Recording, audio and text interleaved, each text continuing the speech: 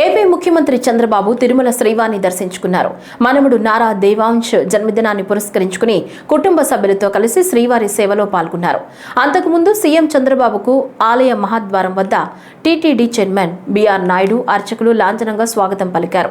దర్శనం అనంతరం రంగనాయకుల మండపంలో వేద పండితులు ఆశీర్వచనాలిచ్చారు. తీర్థ ప్రసాదాలు స్వామివారి చిత్రపటాన్ని అందజేశారు. అనంతరం తరికొండ వెంగమాంబ సత్రంలో దేవాంశ్ పేరుతో అన్నదానం నిర్వహించారు.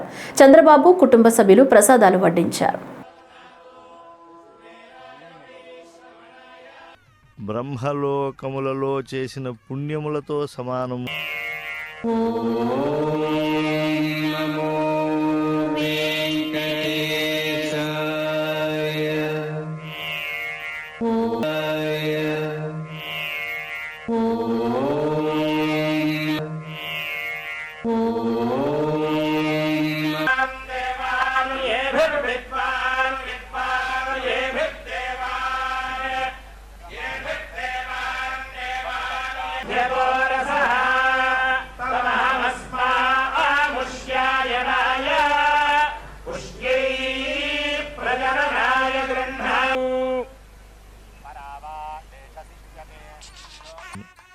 కనుక ఏ దేవు దివ్యమూర్తి యొక్క ప్రభావం ఈ లోకాలన్నింటినీ కటాక్షిస్తోందో.